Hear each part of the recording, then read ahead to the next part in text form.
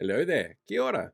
Just what does a Te Tiriti-focused museum actually mean? Well, that's a question that was recently posed by ACT Party MP Mark Cameron. Well, I say Mark Cameron posed it. He was the one in the video that the ACT Party then put out across all of their social media channels, which means it's really a question that ACT is asking.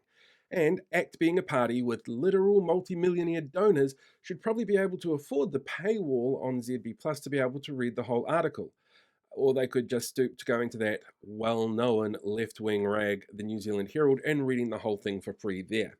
Essentially, it's where the museum is going to start looking at how they exhibit artifacts and deal with things like taonga using two specific pillars as guidance: tangata whenua and tangata tiriti. It's not overly complicated, but according to Mark Cameron, this is woke virtue signalling. And apparently, this, asking for a day to wear gumboots in the house, is a sign of solidarity and not woke virtue signalling. Look, we all know the ACT Party is a party of contradictions. They say things like paying for people to do their job around water reform. Well, that was an economic bomb, but taking that away from councils and making them pay more because their ratings for loans are going to slip because of the extra bills that they suddenly have isn't something that they would consider a financial bomb.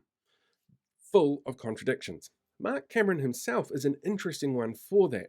For a start, he's a big fan of Groundswell. He even brought up the question in the House about whether or not the Minister of Farming had actually met with Groundswell, and then got really offended when he was told that they were racist because of their racism.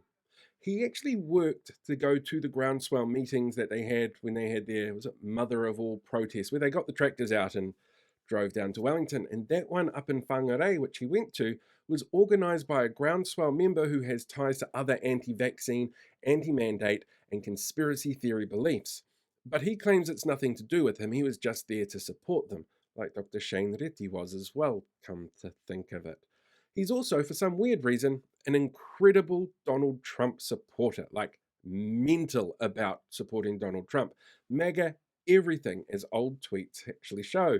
He's a little bit obsessed about it. And that's a dangerous thing to have in our politics because, well, for a start, Donald Trump is not our president and he's never going to be. And some of the beliefs that Donald Trump has are clearly not compatible with our political systems that we have here. Somebody who's espousing those, well, that's a little bit concerning. And this is the person that for some reason the ACT Party felt was the right person to comment on what a Te Tiriti-led museum looks like.